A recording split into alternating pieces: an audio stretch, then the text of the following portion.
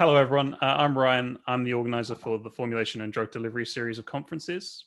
Today, I have the pleasure of talking to Tiffany Mcintire, Senior Human Factors Engineer at Hoffmann La-Roche. Hello, Tiffany. How are you? Hi, I'm doing well. How are you? Yeah, not too bad, thank you. So we're talking today about human factors and patient centricity in drug development. I wanted to ask you a little bit about your background in this area first. Yeah, so I've been working in pharmaceutical companies and drug delivery for 7 years. I've been, a human factors engineer for that whole time, and it's evolved quite a bit. So at first I was working a lot with insulin and patients that had diabetes, whether it was like type 1, type 2, and people probably know that Lilly's very active in the digital space with that, because there's obviously a lot of opportunity there. And then I worked for Boehringer Ingelheim, and then now I'm at Roche. So I feel like I've gotten some varied experience with different company makeups, and then also just different ways of approaching projects. Excellent. Okay. So when you're looking at this, what's the core aspects of human factors engineering? What's at the core of that line of work? I think systems engineering is very important, and that and psychology actually are really well related in some ways. So I think people with a psychology background, it's very easy for us to understand extraneous variables in situations, how a lot of, all of the components that touch one thing can kind of have an impact on that. So we have a good sense of it. And then also just with the testing and everything. So I think a solid background with like human behavior, knowing how to apply the right methodologies to get the right answers that you want. Good example would be sometimes when people are looking at patch pumps compared to auto injectors, they might ask a patient that has no experience about this and be like, would you rather inject yourself and it takes 10 minutes and it's one go, or you can inject yourself in a total of 40 seconds, 4 times? And these people that have never done it before project themselves in the future, and you get all kinds of answers. And like, maybe that sounds okay to some people, but I think those that have like a more in-depth like human behavior background know that you'd want to target people that have injection experience first, maybe even have them try it if you wanted to ask those types of questions. I rambled a little bit there, but I think it kind of shows some of the distinctions of like where the good HF work is, and then sometimes where there could be some trip ups or like some lessons learned, hopefully, for the team where they don't get the outcomes that they need. And going back to the patient side, I suppose this is where the psychology element really plays in, and I guess the anthropological element to this work is understanding human interactions with medicines and combination products. Presumably, patients that are diagnosed have generally no prior knowledge of their conditions or things like that. How would that come into play in early development? How do you look at those issues from a design perspective?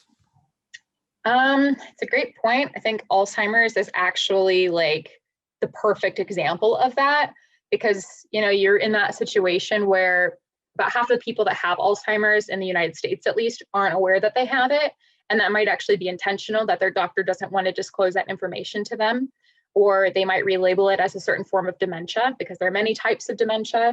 Alzheimer's is just one of them.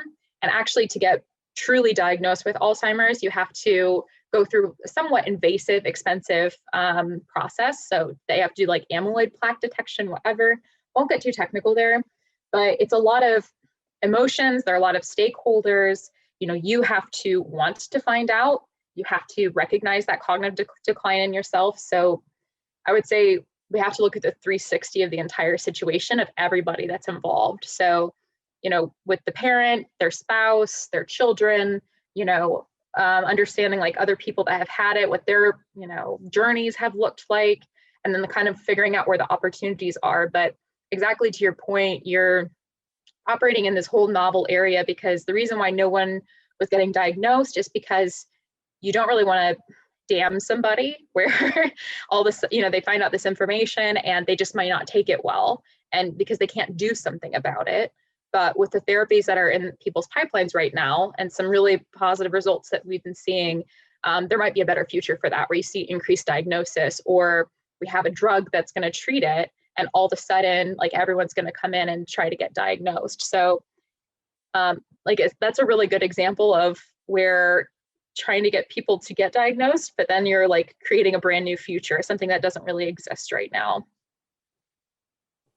So there's a lot of real multifaceted research behind this when you're looking at populations or patient groups. Yeah, and a lot of different motivations. Mm. It sounds kind of bad, but you also have to look all the way up to the payer level. So trying to understand like the outcomes that we're generating, is that something that is going to be reimbursed for? Looking at devices specifically, Dexcom has been a huge leader in that when it comes to like reimbursement for a medical device, because like a medical device that's actively treating or improving outcomes for patients, I think those are some really severe hurdles, but I would love to see the future of digital with that, like what the opportunities are going to be, where how can we increase compliance or get reimbursement for certain things like that. Yeah. So what should drug developers and formulators take into consideration from work on human factors engineering? Great question. So there are like a few different points that come to mind immediately. One, I think, is that in oral delivery, I think that there's a lot of opportunity there. So it tends to be like, the businesses or the clinical people that are making these decisions, but there's a lot of behavior design that's involved in that. So getting at motivation, having the right nudges at the right moment, kind of like we talked about before, looking at the motivation and like, how can we influence that? And it doesn't have to be digital. These things do not have to be digital. You might just have a really well-designed blister pack that is, designed to where it can fit in your purse super easily, or you have multiples for multiple purses, or it's just customized for the different users and it's fitting into their lifestyle. And that's not always what we've done. It's the mindset tends to be, because they spend decades developing these drugs, which is very understandable, that goes from this paper concept to, first person visit in the clinical trial, et cetera, that it's very drug first. And it's like drug, molecule driven timeline.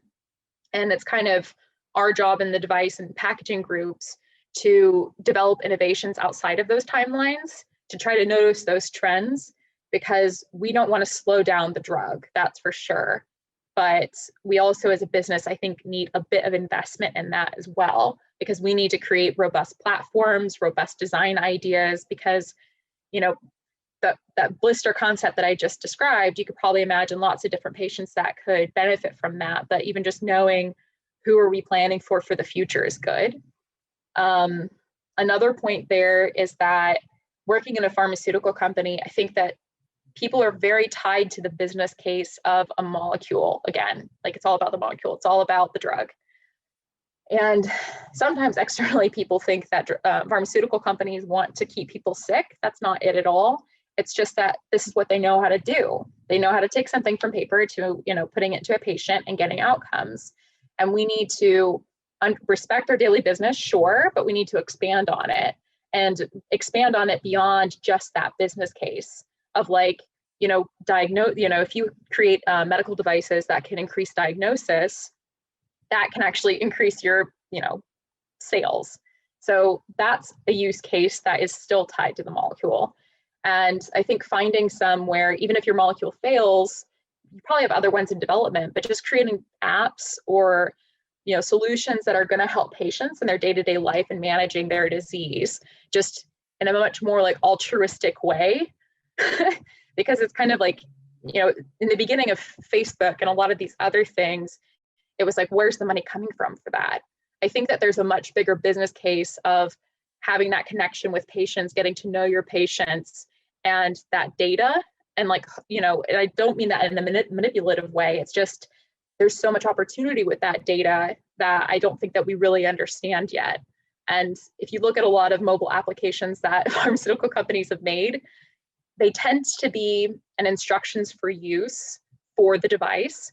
And then there's like some other features that are added on there. And another thing in there is that software as a medical device, or being like a class 2, class 3 medical device, class 3 is quite severe, but being a class 2 medical device really takes a lot of effort and development and investment. So if I could like control the budget and how pharmaceutical companies did things, it would be that we just went all in and we invested in that at least once, just to see what are the possibilities here, and then just seeing if it fails, because failure culture is supposed to be a thing now. But yeah, that's my rant of my perfect future. Oh, it sounds great, and it does sound like there's a lot of potential there for improving patient lives. So I wish you all the best with it, and I look forward to hearing more at the formulation and drug delivery series as well. I think our audience will be really interested in hearing more.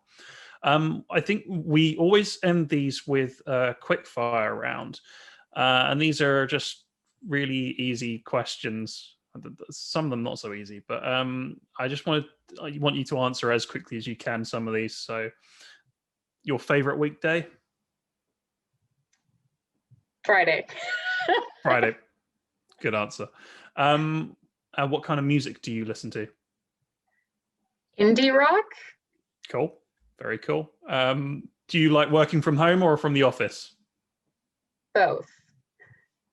Okay. And place you'd like to travel to after the lockdowns have ended? I want to visit India again. One of my good friends moved to Pune. Oh, excellent. Okay. And tea or coffee? Coffee. Thought so. American. Excellent. Thank you, Tiffany. And I'm sure our listeners will have a lot more questions for you about human factors and patient centricity, and perhaps your preference in beverage. But you can join Tiffany at our upcoming online events in the formulation series. So thank you again, Tiffany, for taking the time for this call.